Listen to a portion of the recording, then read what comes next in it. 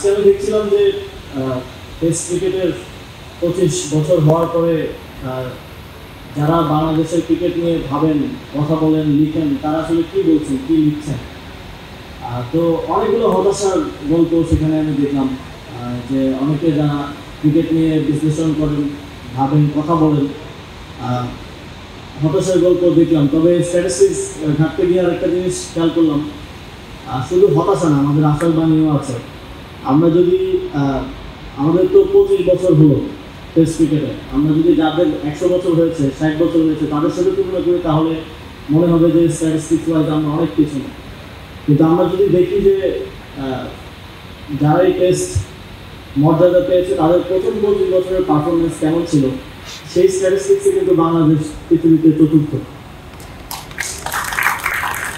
এবং going forward আমি বিশ্বাস করি আগামীর দিনগুলোতে আমাদের সম্ভাবনা আছে, সুযোগ আছে, এই স্ট্যাটিস্টিক্সটা আরও বেটার হবে। আমরা পেছনের দিকে না তাকিয়ে সামনের দিনকে আরও গৌরবোজ্জ্বল, আরও সম্মানিত করার জন্য আমাদের পক্ষ থেকে যতটুকু এফোর্ট দেওয়ার, যতটুকু কাজ করার সুযোগ আছে, সেই সর্বোচ্চটুকু দায়িত্ব পালন করতে চাই অ্যালং উইথ বিসিবি।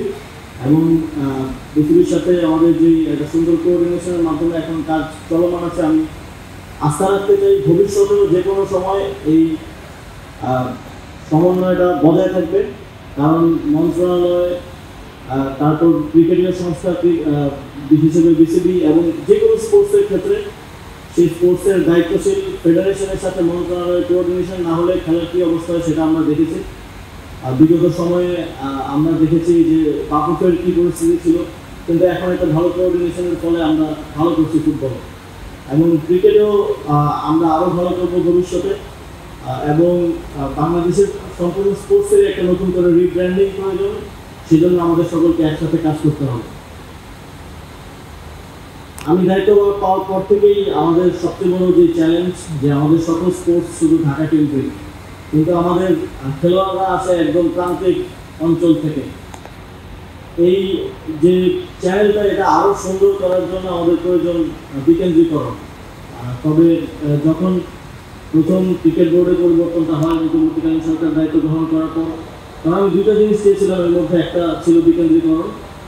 তবে আজকে সেটা ক্রিকেট বোর্ডের অন্যতম গুরুত্বপূর্ণ এজেন্ডাভুক্ত হওয়ার কারণে, এবং যখন আমি দেখলাম যে ক্রিকেট বোর্ডের নবনির্বাচিত প্রেসিডেন্ট তিনি বিভিন্ন অঞ্চলে, বিভিন্ন জোনে গিয়ে গিয়ে বিকেন্দ্রীকরণকে প্রমোট করছেন, এবং ক্রিকেট বোর্ড আজকে যে ঘোষণাটা দিল 4টা জোন করে সেখানে মিনি বিসিবি স্থাপন করা, আমার মনে হচ্ছে যে বিকেন্দ্রীকরণের যে উদ্যোগ বা যে কথা আমরা বলছি সেটা বাস্তবে রূপান্তরিত হচ্ছে।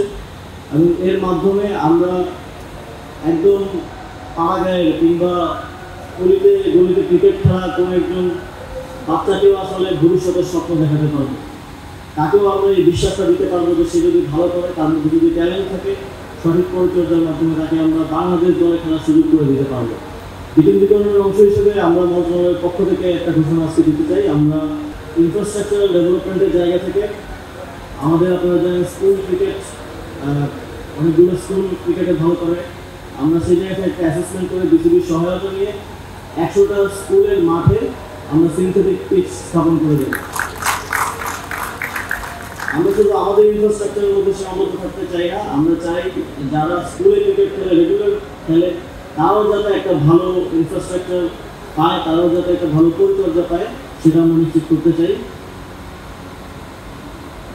সর্বোপরি আমরা মনে করি যে একটা ভালো ক্রিকেটিং ইকোসিস্টেম তৈরির মাধ্যমে আমাদের আগামী ভবিষ্যৎ শুধুমাত্র সম্ভাবনা, এবং সেই সম্ভাবনার দ্বার উন্মোচিত হওয়া সম্ভব আমাদের সকলের আপ্রাণ প্রচেষ্টা এবং পরিশ্রমের মধ্য দিয়ে।